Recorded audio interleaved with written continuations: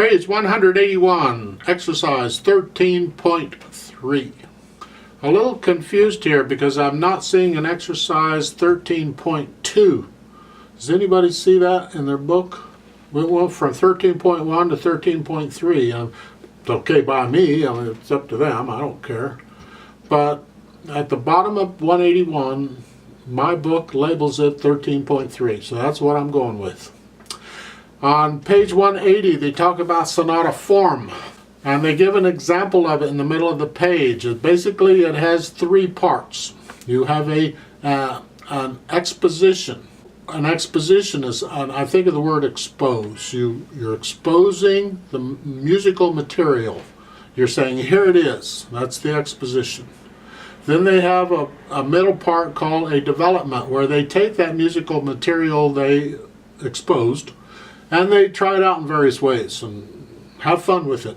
They develop it. Well, then finally they have the recapitulation, or the recap, where they more or less repeat what was done in the exposition, except it's probably in a slightly different key, or be altered in some way. Maybe. It doesn't have to be, but many times it is. And that's the sonata form. Now, if you go back to the other video on the Clemente thing, and you look at it's got those three forms in it, those three parts. But here I'm going to focus on exercise 13.1. It's a Mozart first movement to a sonata. It's probably the easiest sonata he did. He wrote it for his piano students. I do not find it easy at all. I do not consider it beginner's music at all. It covers these three forms. The exposition obviously starts at the beginning. Then the development is over on page 183 on measure 20. That's where the development starts. He's having fun with the material he's already put in. Then the recap, or recapitulation, is on page 184, measure 42, where you'll recognize it just like it was at the beginning again. And he basically repeats pretty much what he did at the beginning. He may alter it a little bit, especially at the end. And that's classical music form, sonata form. Now, on page 181, they also talk about Alberti Bass. And this is very, very common. Beethoven used this a lot. It's where you're taking the notes, and there might be different kinds. Well, they show some examples. They take a chord. I'm going to use the left hand because most of the time the Alberti Bass will be in the left hand, although it can be in both or either hand, and you have to be able to play it in either hand. So maybe we should do both hands. We'll do both hands. They're using a C chord, and they show it on the first line as block chords. That's fine. And then they do the rotation thing where you're rotating your hands. Now, this can be in different ways. They've got it where they start with two notes, and then one note on top. Doesn't have to be. You could have one note on the bottom and two notes on top. Still rotation. But then what they call overlapping, or this is Alberti Bass down here. The last line where you have a bottom, top, middle, top. This is an Alberti Bass pattern. They're calling it overlapping because they're finger pedaling the notes. You notice the first one is they're holding that down for 2 beats, and then the E, they're holding that down for 1 beat. Makes it a lot more difficult. In my playing and all the stuff I've done, many times I will finger pedal the first note because it reinforces the natural accent, but I've never held the middle note down like that. I've never done that. Doesn't mean it can't happen, I've just never run across it. But I do recommend you be able to hold the bottom note down if you need to. And then the other chords. Now you may think, well, you're overworking one finger here. Like in the left hand, that thumb has to do a lot. But if you rotate the technique, the thumb doesn't seem to mind. It just... I drop the wrist a little bit on the beat. And with the right hand, it's the little finger. But again, the rotating it's fine. So work on the Alberti Bass and be prepared to play it. It's not that hard after you get it. Nothing is that hard after you get it, is it? In this exercise 13.3 of this Mozart sonata, this is, as I said, the first movement of it. I'll point out a few things. I don't really want to go over the whole thing. This is, as I said, not beginner music in my opinion. This is definitely intermediate, late intermediate music. But I'll point out, and there's all kinds of recordings of this, so you don't need to hear me play it. At the beginning of this, it says Allegro. And in between the stabs, they have MP and legato, but they're in braces. That's telling you that that's the editor has added that in. So it's like, okay, what's MP? I don't know. Well, legato, you'll probably play, it's legato, you connect it together pretty much, unless you get staccato notes. Yeah, you'll connect it in the left hand, yeah. Now I'm not finger pedaling, and I could finger pedal.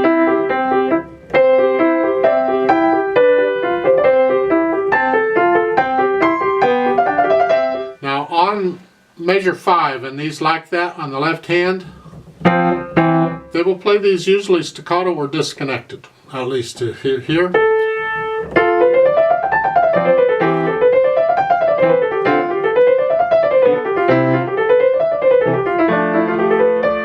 So no, I would not play those legato.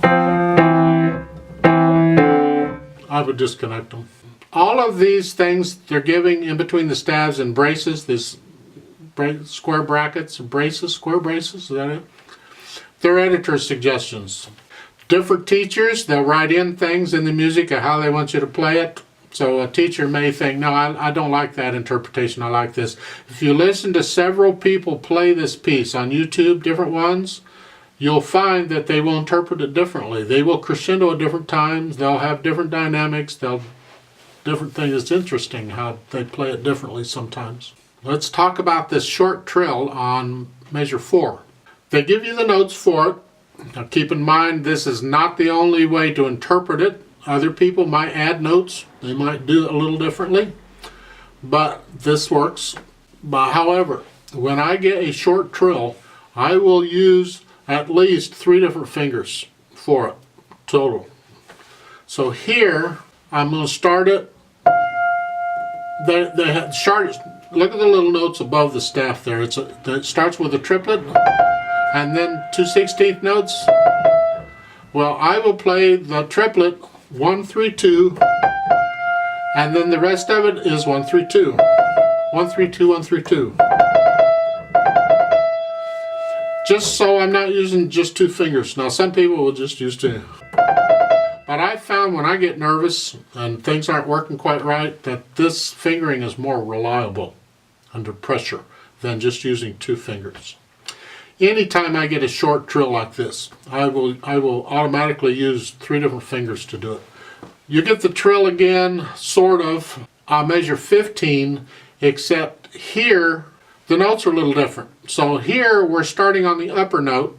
You notice on measure 4 we didn't start on the upper note. That's because the note in front of the trill was the upper note. So rather than repeating that note again, we started on the main note. Some people will repeat the upper note again, and they would play that trill on measure 4 like the trill on measure 15. They'd play them the same. So on measure 15, I do a 3 1 3 2. And then the others, it could be a 1 2 or whatever. But again, when I get a short trill and it starts on the upper note, I will almost always finger it 3 1 3 2.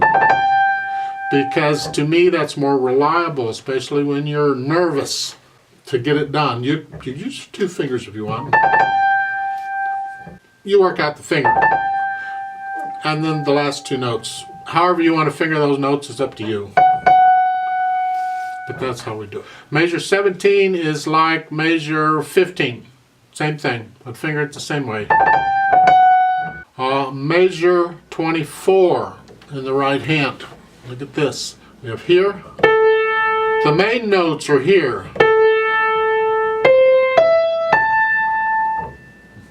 but they have these little appositeurs in front of them. So we're going to play those like 16th notes, and it's going to be on the beat. So it's here. On the beat, and then on measure 23, those 32nd notes, finger it that way. It's a turn, it's like a turn. It's 4, 3, 2, 1. Boom. Except the thumb's under here. Boom. And then the trill on measure 25. It depends on how fast you can trill. Which fingers you use, it's up to you. I usually use a 3-1, but you could do 3-2 if it's easier for you. But I like the 3-1. I would recommend you play these as 32nd notes. That is 2 notes per 16th note, because you're doing 16th notes in the left hand. So it's a 2 of them. It doesn't have to be a fast trill.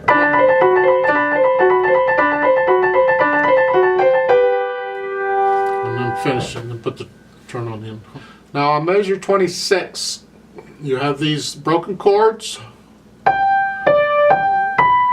4th finger on the B, I like that, because this is the chord, and that's the fingering for the chord, so that's what you're going to use. Same thing here. However, on measure 29, look at this. You have, instead of a B, you have a B flat. I still recommend 4th finger, because that's still the fingering for this chord. I know it's more of a stretch between these, don't care, I still say 4th finger. Etc. Now this is where knowing the scales and being able to play the scales comes in handy, because they're all over the place on this thing. These runs are really just various scales. And I recommend putting in a little natural accent on each beat. Even the arpeggios, when you have 1, 2, 3. When you're learning it, you have to exaggerate that. You drop the wrist a little bit on it. And then on these runs, drop the wrist a little bit on the beat. I reckon, yeah, they're doing it, and again.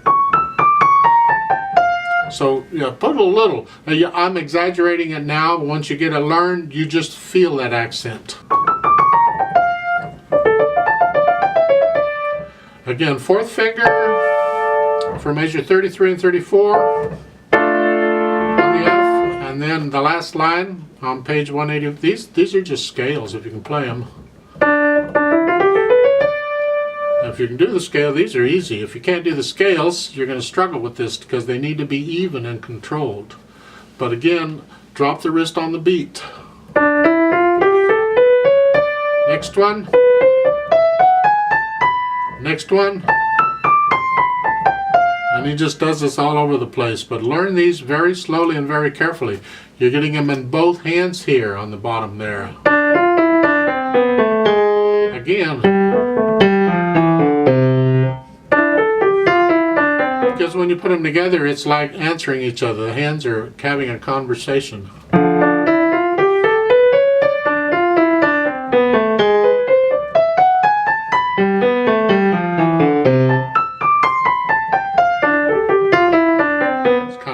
Actually, you have to listen to this argument. I don't know if that's an argument, it's just a conversation. And it goes on and on and on, and have fun with that. Then you get over to measure 42 when the recap starts, the recapitulation. This is like at the beginning again.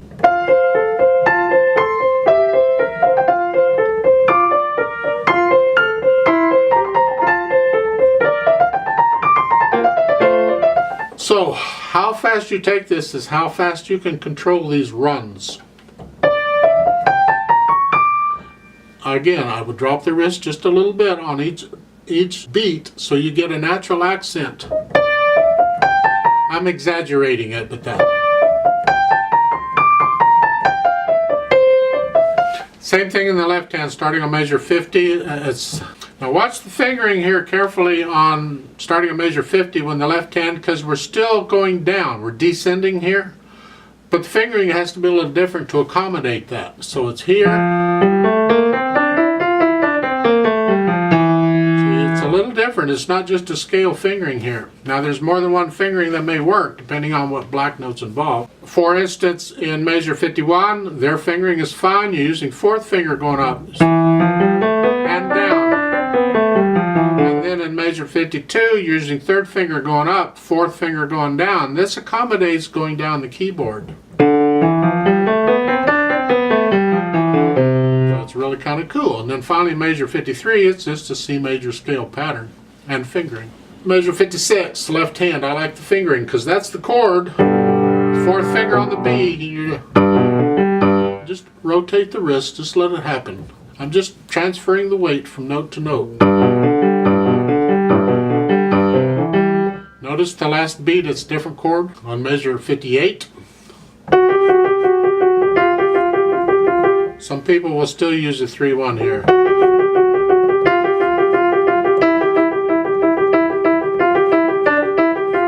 Again, this is a rotating thing. I'm not using the fingers, I'm just rotating the wrist and just transferring the weight from note to note. It's really a very small movement. You don't need much rotation. Now, on measure 63, be very careful because this is where people have trouble with the rhythm. They get off. The notes have to be rhythmically even. And this here, hold the quarter note down.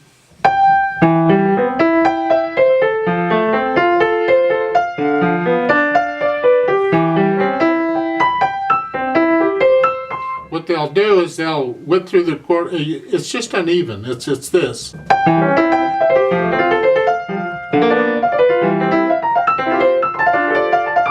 It just sounds terrible, and I don't think they really realize they're doing it.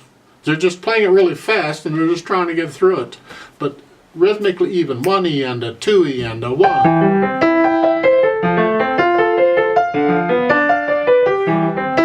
etc. Hopefully the fingers are working. Measure 67, right hand. Again, these are poggiatures on the beat, and they're 16th notes.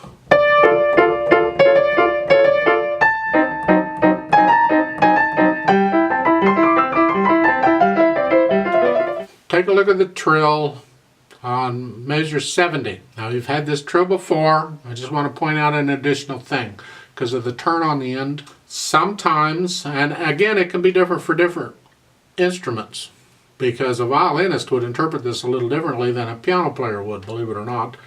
Again, the trill has to be controlled and even. It doesn't have to be fast. So if you can't do the 32nd notes, which are 2 notes per 16th notes, some people will slow the turn down. In other words, you're playing 32nd notes, they might just play those last 2 notes as 16th notes. If you were a violinist or whatever, you would actually hang on to the note. You would end the trill early and then do the trill. That's how they interpret a lot of their trills. Pianists usually trill all the way to the end and the trill just kind of blends in with it. It's interesting how they interpret it differently. However you do it, you got to make it work for you. I mean, 16th notes are fine.